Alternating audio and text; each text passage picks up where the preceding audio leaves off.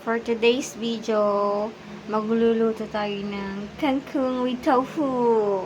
Tofu. So, ayan. Magigisa muna tayo ng ating sibuyas bawang. Kayo guys, anong inuuna nyo? Bawang o sibuyas? Kasi mekos na yan. Para lang din naman magluluto yun. Ang dami pang pinagtatanong.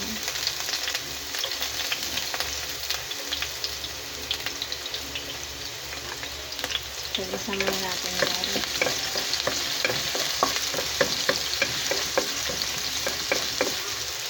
So, isusunod natin yung tofu kasi brown na yung ating bawang.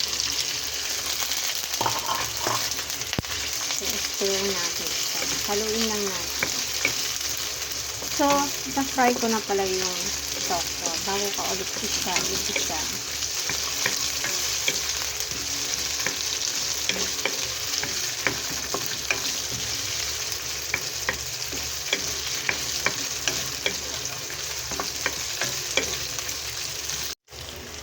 Nalagay tayo ng pepper.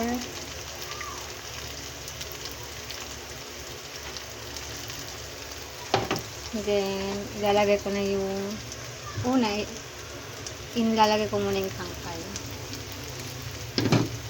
bago yung dahon.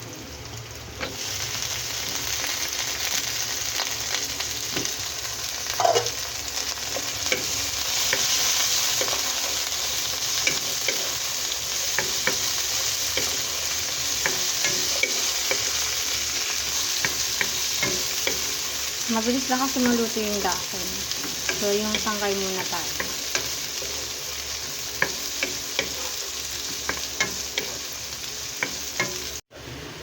Tapos, konting suka lang. Konting-konti lang naman.